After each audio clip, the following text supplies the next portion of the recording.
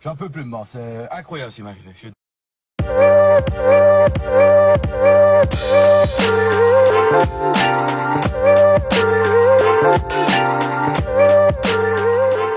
Et bonsoir à tous et bienvenue de nouveau sur la chaîne de l'Examen Crypto. Nous sommes le lundi 3 février 2025, toujours, cette fois-ci il est 17h09. On va faire un flash spécial sur la situation du Bitcoin qui a pas mal évolué depuis ce matin. On va voir ensemble qu'on est en train de buy the dip plutôt pas mal. Allez, on s'installe, on va regarder tout ça en détail. Mais avant, je rappelle bien sûr à tout le monde que tout ce que je vais dire dans cette vidéo n'est en aucun cas un conseil financier. C'est à vous de faire vos propres recherches et n'oubliez pas que le trading de crypto comporte des risques de part partielle ou majeurs. Allez, on démarre. On démarre directement du côté de l'analyse technique. Alors, vous le savez, hein, normalement, le matin, je vous analyse aussi la partie des news. Mais bon, vu qu'on l'a fait déjà ce matin, je ne vais pas le refaire ce soir. On le verra demain matin pour les news de la journée. Bref, on va s'intéresser vraiment sur la partie analyse technique. Et donc là, qu'est-ce qu'on voit? Eh bien, on voit que du côté du Bitcoin, on est en train de buy the dip à gogo. Donc, qu'est-ce que ça signifie concrètement? Eh bien, ça signifie que souvenez-vous, ce matin, quand on s'était réveillé sur le Bitcoin, on a été quand même dans des points beaucoup plus bas. On s'est même retrouvé à un moment donné à 91 300 $. Je ne sais pas si vous vous rendez compte, entre ce matin et là, il est 17h10, le Bitcoin a récupéré, donc en passant de 91 200, et nous sommes actuellement à 98 300. C'est-à-dire que le Bitcoin vient de récupérer 7000 $ en un jour. Je ne sais pas si vous vous rendez compte, mais c'est juste impressionnant. C'est impressionnant. Par contre, la bonne nouvelle, et ce qui confirme le fait qu'on est toujours dans une tendance plutôt bullish, eh bien, la bonne nouvelle, c'est qu'on buy, justement. On rachète les chutes. Regardez ça. Là, si on était en bear market, une bougie comme ça, mais clairement, ça aurait entraîné des dégâts considérables.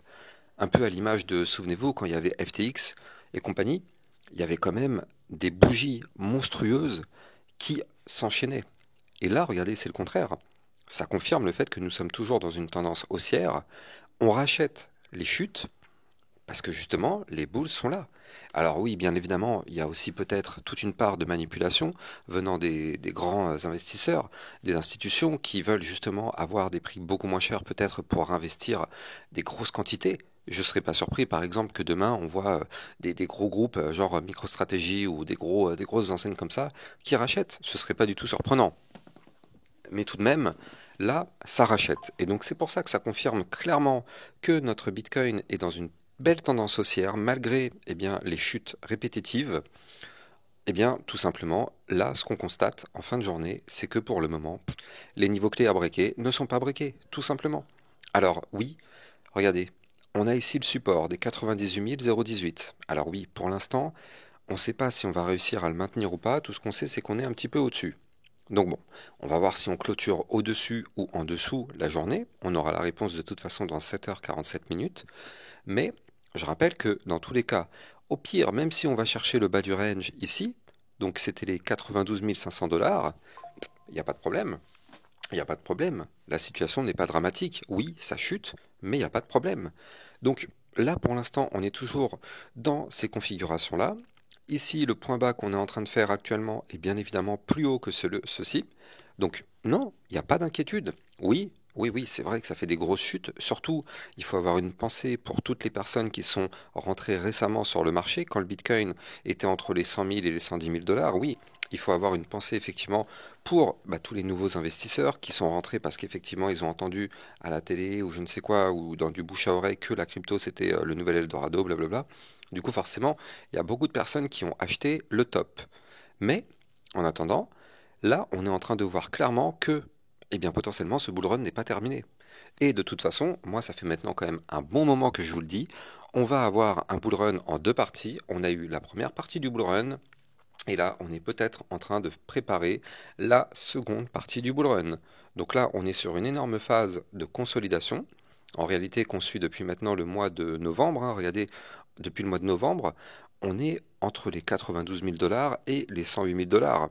Donc, on consolide dans toute cette phase-là. Alors bien sûr, oui, il y a des hauts, il y a des bas, oui, mais prenons un peu de recul. Le Bitcoin est à 98 000 $ aujourd'hui.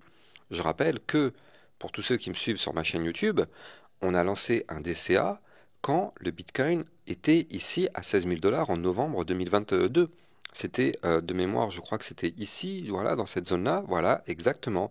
Le Bitcoin était à 16 000 dollars en novembre 2022. Et donc nous, c'était là, pour ceux qui se souviennent, c'est ici qu'on a lancé le DCA. Donc on a eu quand même une très belle première partie du bull run en passant de 16 000 à 108 000 dollars. Maintenant, forcément, après une phase comme ça, bien évidemment, ça passe par une phase de consolidation, un peu comme ce qui s'est passé ici. Regardez, on va dézoomer, on va prendre un peu de recul. Regardez ça. Donc ici, c'était la fin du précédent cycle. On a eu derrière la première poussée haussière. Regardez, ici, à partir du mois de mars, on a eu quand même du retracement. Regardez ça. Il y a eu du retracement. Qu'est-ce qui s'est passé derrière? Eh bien, on a poussé de plus belle. Donc pourquoi être inquiet actuellement? Pourquoi être inquiet? On a poussé très fort. Bah, c'est tout à fait normal qu'on retrace. Et en plus, le retracement qu'on est en train d'avoir actuellement est même moins fort que ce qu'on a connu là ici au mois de mars, entre le mois de mars et le mois d'octobre, où on avait effectivement retracé du dernier mouvement haussier du Bitcoin. Bah là, on est en train de retracer moins fort. Donc au bout d'un moment, il faut vraiment dézoomer, prendre du recul et bien sûr comprendre ce sur quoi on investit. Si on achète de la crypto-monnaie sans même savoir ce que c'est, sans même connaître les fondamentaux, bah c'est des achats impulsifs, c'est des achats comme ça parce qu'on a entendu que c'était bien, mais au final, il faut avoir des convictions quand on investit sur quelque chose, surtout quand on investit des fois pour des durées assez longues, 2 ans, 3 ans, 5 ans, 10 ans, il faut avoir des convictions quand même.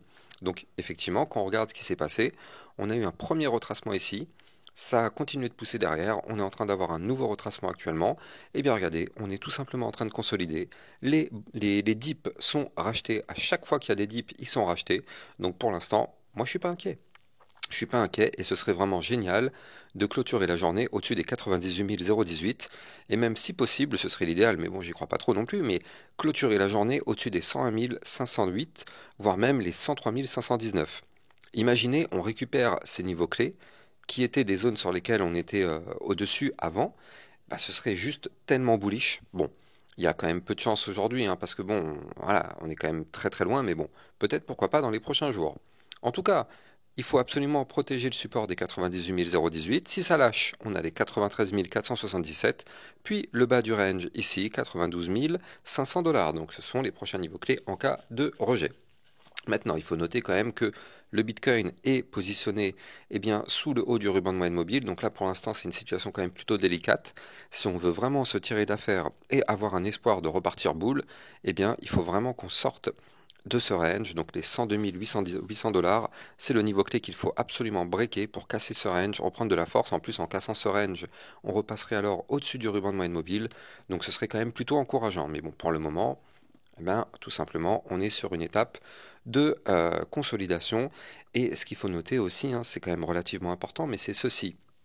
Souvenez-vous, on avait fait, là aussi, on le voit, une belle consolidation. Donc, la semaine dernière, depuis le 17 janvier, enfin, ça fait 2 semaines maintenant, on est sur une belle petite consolidation en vue court terme. Eh bien, regardez ça, on l'a breaké ici. Et derrière, qu'est-ce qu'on fait? On est en train de revenir retester une toute petite trend haussière. D'ailleurs, c'est pour ça qu'on s'est fait rejeter ici. Actuellement, on a une résistance à 99 696. C'est pour ça qu'on a été rejeté ici. Et derrière, qu'est-ce qu'on voit? Eh bien, on voit qu'on a cassé des niveaux clés ici. Et donc, on essaye de revenir les retester. Nous sommes actuellement dans ce qu'on appelle le pullback. On est sur un pullback sur le Bitcoin. Cassure, crash, on rebondit, on retourne rechercher les niveaux clés. Donc, si vraiment on veut valider ce pullback, il faut remonter au-dessus du niveau clé breaké. Le niveau clé breaké en vue court terme, 101 140 dollars. Donc là déjà, ce serait une très bonne information que de récupérer ce niveau clé sur le Bitcoin. En tout cas, pour l'information, moi, personnellement, je ne suis pas du tout inquiet quand je vois ce qu'on a actuellement sur le marché. Ça fait peur, ça fait mal, c'est sûr, ça vraiment, mais il faut être prêt. Et quand on voit des moins 20, moins 30% sur les crypto-monnaies, d'ailleurs, regardez, si on prend la semaine, c'est dégueulasse, hein. On a du moins 40, moins 15, moins 20, moins 20, moins 19, moins 27, moins 20. Quand on voit ça, au final, c'est tout à fait normal en crypto-monnaie. C'est le marché le plus volatile, ne l'oublions pas. Et il faut bien sûr se dire que quand on est en crypto-monnaie, il faut être prêt pour ça. Il faut être prêt pour ça parce que ce type de scénario-là va continuer de se produire. Quand le bull run va continuer, on aura d'autres sessions de ce type-là avec des moins 30, moins 50, moins 60% qui vont faire peur effectivement à tout le monde. C'est toujours comme ça.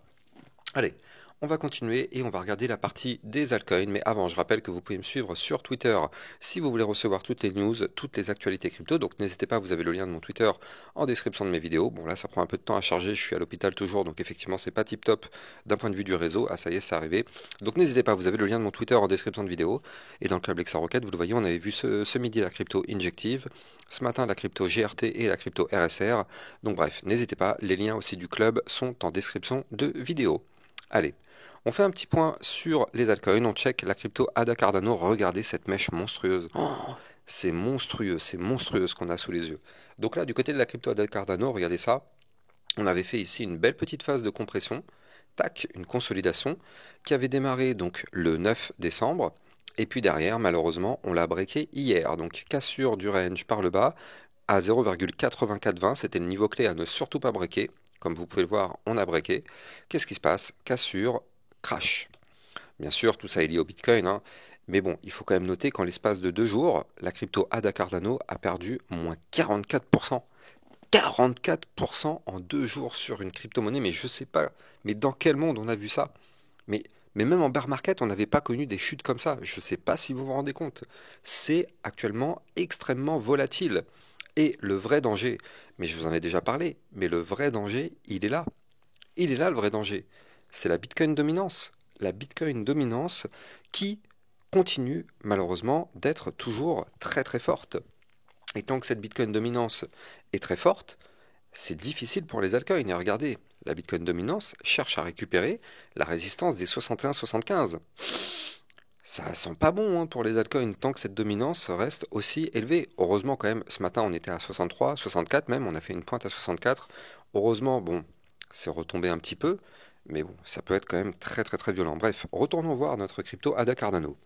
Donc effectivement, on a cassé le range par le bas. On a été chercher 2 supports, 3 même. Le premier est à 0,7854, le suivant ici, la moyenne mobile 200 périodes, 0,7231. Et le dernier support, 0,5656. Et heureusement qu'on avait ce support, c'est lui qui nous a retenu. Donc pour l'instant, tant qu'on est au-dessus de ces supports, eh bien, on a l'espoir de faire le pullback. Je rappelle que là, il y a de fortes chances de revenir retester le niveau clé qu'on a breaké, donc les fameux 0,8416 qui correspondaient au bas du range ici. Maintenant, ce qu'on veut, nous, c'est réintégrer ce range en venant du bas. Je rappelle que la théorie du trading veut que quand on réintègre un range en venant du bas, le but par la suite est d'aller chercher le milieu, puis le haut du range. Donc nous, le milieu, il est à 1,0032$, donc ici, et le haut du range sera ici à 1,1538$. Mais encore une fois, vous l'avez parfaitement compris, tout dépend intégralement du Bitcoin. À la seconde où le Bitcoin crash, tout le marché crypto crash avec lui. Vous pouvez trader bien évidemment toutes ces crypto-monnaies en utilisant mon lien de parrainage Binance que vous avez en description de vidéo. Grâce à ce lien de parrainage, ça vous permet d'obtenir un bonus à vie sur vos frais de trading et ça vous permet de trader sur une plateforme enregistrée PSAN auprès de l'AMF. Le lien est en description de vidéo. Du côté de l'Ethereum, pardon, vous le voyez, hein, on rachète. Le problème, c'est que les supports, on est encore un petit peu loin. Regardez, on avait un support à 2555. Pour l'instant, celui-là, on arrive à le récupérer. Mais moi, ce que je veux, c'est qu'on repasse au-dessus des 2900. Pardon. Je veux qu'on repasse au-dessus des 2900 pour se tirer d'affaire. Là, tant qu'on est dans cette situation-là, c'est quand même pas tip-top. Donc, il faut absolument regagner les 2900$, voire même repasser au-dessus des 3125$ qui, je rappelle, correspondaient au bas du range qu'on avait breaké. Tant qu'on est sous ce bas du range, attention, on est exposé à de nouveaux dangers. Donc vous l'avez compris, niveau clé à récupérer pour se sentir un peu plus tranquille, 3125$. Je ne sais pas si vous vous rendez compte, l'Ethereum a fait quand même une pointe à 2130$. C'est juste hallucinant cette volatilité qu'on a actuellement. Pour l'instant, c'est racheté, et heureusement d'ailleurs, mais bon, prudence extrême, surtout surveillons cette Bitcoin dominance qui continue de monter et bien sûr surveillons ce que nous fait le Bitcoin. N'oublions pas, si vous avez kiffé la vidéo, likez, commentez, partagez au maximum, ça participe grandement au référencement de ma chaîne YouTube et n'oubliez pas aussi de vous abonner, ça vous permet de recevoir tous les jours 1, 2 à 3 vidéos concernant le Bitcoin et les altcoins. Je vous souhaite une bonne fin de journée, je vous dis à plus tard, ciao ciao.